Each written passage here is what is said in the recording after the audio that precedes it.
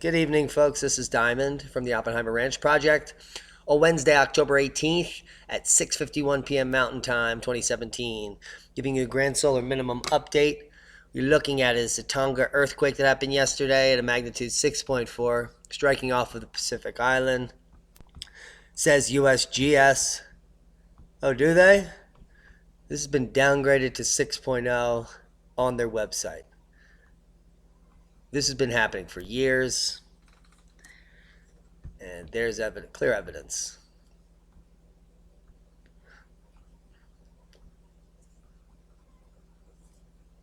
$15 billion disasters have impacted the U.S. this year. 2017 tied for the second most all time. A new record for the number of billion-dollar natural disasters in the United States may have been set this year, with 15 such events already confirmed through September. So this is not at the end of the year. We've already tied for second most all time, and I think that we may break that this year. This is a trend moving into the grand solar minimum. I think that one of the main factors in the collapse of our society and our economy could be natural disaster. It would just cost too much. They couldn't fix it, and then the markets would collapse. Like a Yellowstone eruption, a massive tsunami that wiped out 30% of the population, something like that. It would immediately be over in the aftermath. And this is just a trend towards more money and getting closer to that cap. World hunger is increasing thanks to wars and climate change.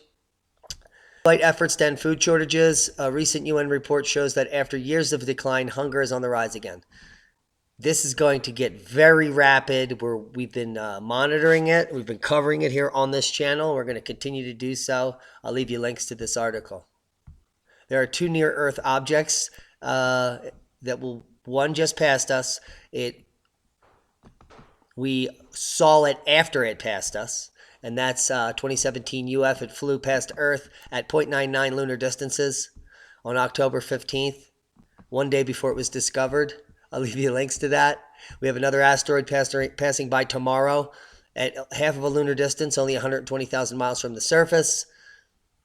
This particular asteroid is between 10 and 22 meters. I'll show you the trajectory here.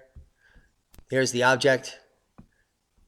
April, May, June, August, September, October, tomorrow. There you go. And I'll leave you links to that. So there's lots of things flying in our atmosphere. Let's get to this forecast here. A frontal system will begin to approach the Pacific Northwest on Wednesday evening, October 18th. That's tonight, folks, with precipitation increasing throughout the day and into tonight. The same system will equally affect Canada's British Columbia. Heavy rain will continue falling through the rest of the week. Heavy rain and snow, atmospheric rivers, the Pacific Northwest. With increased cosmic ray flux. Wait till you see this interactive map. Just look at how much precipitation is going to be coming in the next 10 days here. 2 feet of rain. That's not snow. If it was snow, it'd be 24 feet up here. So we'll keep an eye out there for record flooding into the Pacific Northwest, maybe some mudslides.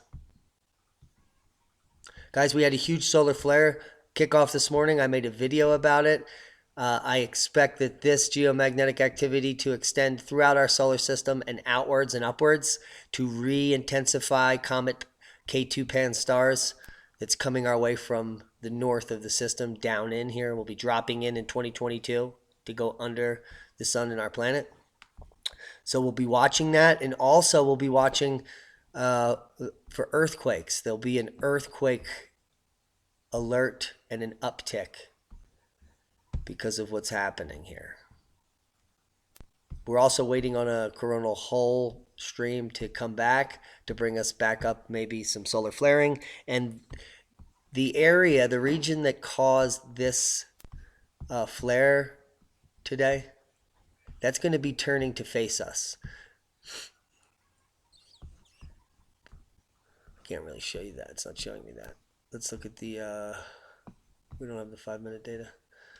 Yeah, so this region behind the sun is going to be turning around, and then it's going to be passing by the front for the next 14 days. So in about 10 days, it'll be directly Earth facing. So we'll be watching for geomagnetic activity on the region that released this filament, which is a massive amount of energy. As far as seismic activity, just the Tonga downgrade is the only quake of note. We do have some minor activity in Appalachia. I'll hone you in on here. Let's just go all magnitudes.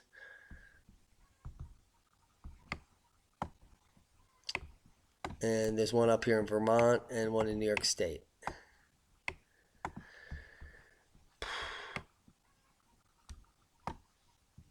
And it looks like a Tennessee quake and a Kentucky quake, and these are the big quakes from the New Madrid earlier. So this whole eastern flank with some interesting rare quakes. They're very moderate, but we'll keep an eye on it. Guys, I hope you like what you saw. You got something out of the video. If you haven't subscribed to our channel, do so now and share this with like-minded people. Be safe.